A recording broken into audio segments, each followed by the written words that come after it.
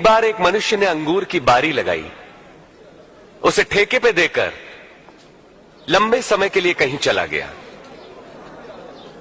जब अंगूरों को इकट्ठा करने का समय आया तो उसने अपने एक दास को भेजा कि फसल में उसका हिस्सा उससे मिल सके, परंतु ठेकेदारों ने उसे पीटकर खाली हाथ भगा दिया। तब उसने दूसरे दास को भेजा, पर ठेकेदारों ने उसे भी पीटा और अपमानित करके उसे भी खाली हाथ लौटा दिया। तब उसने तीसरे दास को भेजा, किंतु ठेकेदारों ने उसे मार पीट के बाग के बाहर धकेल दिया। तब अंगूर बारी के मालिक ने अपने मन में सोचा, अब मैं क्या करूं? अब मैं अपने प्रिय पुत्र को भेजूंगा, अवश्य ही वे उसका आदर करेंगे। परंतु ठेकेदारों ने उसे आते देखकर आपस में कहा, यह तो मालिक का पुत्र है, उसे मार डालें तो ये जायदाद हमारी हो जाएगी। हमें और बताएं। उन्होंने उसे बारी के बाहर निकाला और मार डाला। अब देखो मालिक उन ठेकेदारों के साथ क्या करेगा। वो आकर उनको मारेगा और अंगूर की बारी दूसरे को दे देगा। तो इस वचन का क्या अभिप्राय है?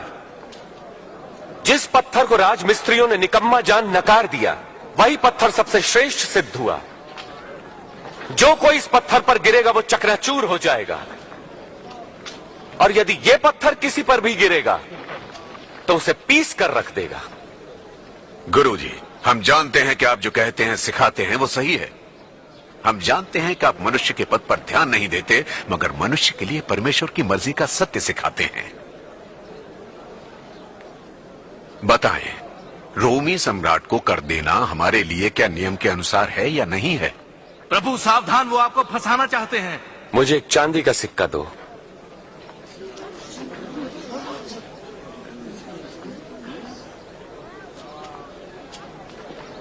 इस पर किसका चित्र और नाम अंकित है? राजा का। तब जो राजा का है वो सब राजा को दो, जो परमेश्वर का वो परमेश्वर को दो।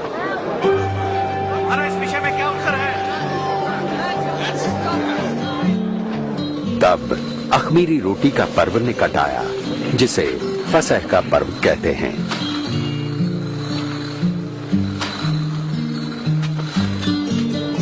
और प्रभु यीशु ने शिमोन पतरस और यूहन्ना को फसह का भोजन तैयार करने पहले ही भेज दिया।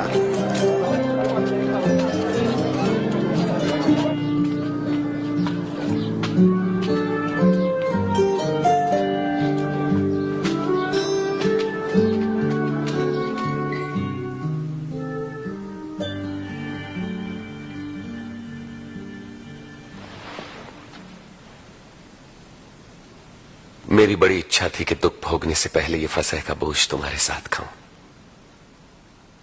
मैं तुमसे कहता हूं, परमेश्वर के राज्य में इसका उद्देश्य पूरा न होने तक मैं इसे नहीं खाऊंगा।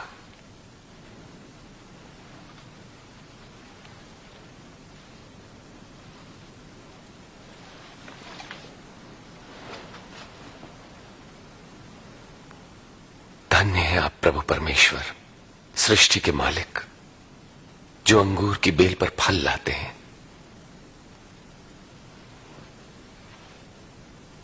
इसे लो और आपस में बांट लो। मैं तुमसे कहता हूं कि जब तक परमेश्वर का राज्य ना आ जाए मैं अंगूर का रस नहीं पीऊंगा।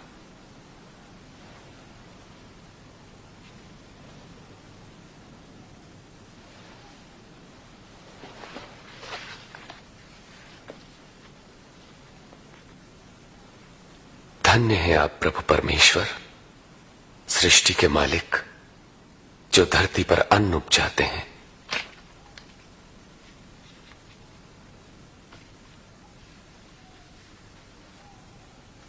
ये मेरी देह है जो तुम्हारे लिए दी जाती है। मेरी याद में ऐसा ही किया करो।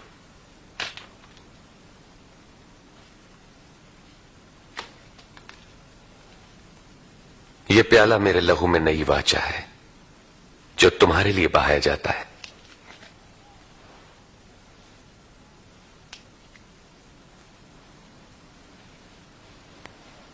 पर देखो, मुझे पकड़वाने वाला मेरे साथ इसी में इस पर है। मेरी मृत्यु तो निश्चित है जैसा कि परमेश्वर ने ठहराया है, पर अफसोस उस पर जो मुझे पकड़वाएगा। ये नहीं हो सकता। ये कोई नहीं हो सकता। असंभव। कौन है वो धोखेबाज प्रभु?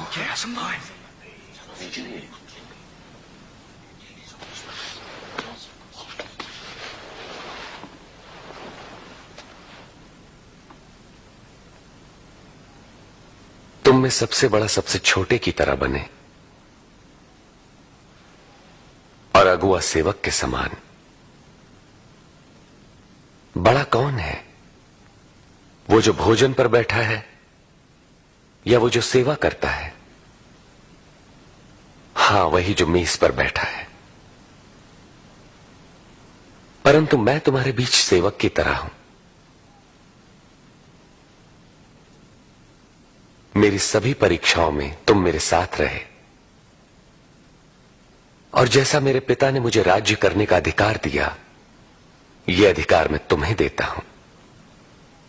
तुम मेरे राज्य में मेरी मेज पर भोजन करोगे और तुम सिंहासनों पर बैठकर इज़राइल के 12 गोत्रों पर राज्य करोगे। तब तो कोई धोखेबाज नहीं। शिमोन, शिमोन सुनो, शैतान तुम सबकी परीक्षा लेना चाहता है कि अच्छे को बुरे से अलग करे, जैसे किसान गेहूं को भूसी से अलग करता है।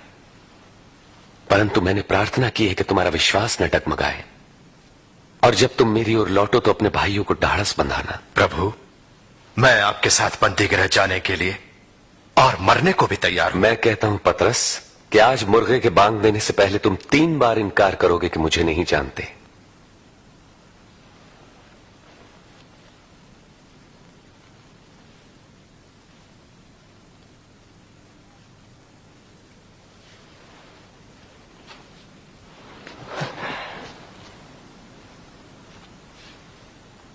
मैंने तुम्हें बिना बटुए, झोली और जूते के भेजा तो कोई कमी हुई? नहीं, कोई कमी नहीं। अब जिसके पास बटुआ या झोला हो वो उसे ले ले, और जिसके पास तलवार ना हो वो अपने कपड़े बेचकर खरीद ले। मैं कहता हूं, धर्मशास्त्र में लिखा है वो अपराधियों में गिना जाएगा, और मेरे विषय में लिखा सब पूरा हो रहा है। देखिए, यहां 2 तलवारें हैं प्रभु।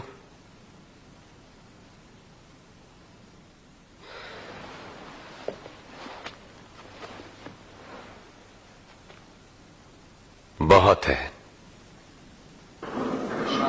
और प्रभु यीशु से छुटकारा पाने के लिए धर्म गुरुओं की एक सभा हुई।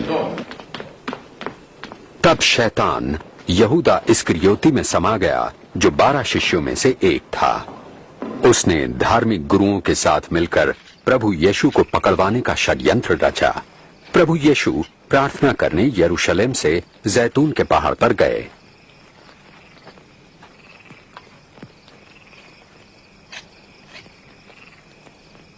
प्रार्थना करो ताकि तुम परीक्षा में न पड़ो।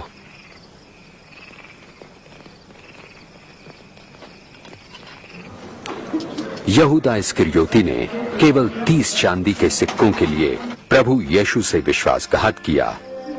प्रभु यीशु जानते थे कि मानव जाति के पापों के लिए उनके प्राण देने की घड़ी आ पहुंची है, और वे प्रार्थना करने लगे।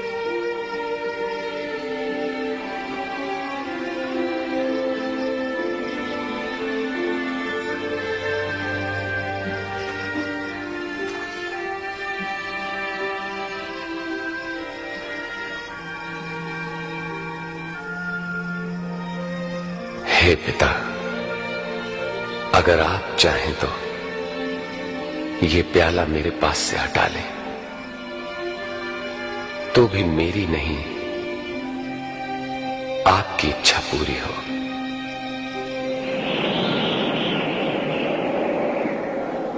और प्रभु यीशु को सामर्थ्य देने के लिए एक स्वर्गदूत प्रकट हुआ, और उनका पसीना लहू की बड़ी बड़ी बूंदें बनकर भूमि पर गिर रहा था।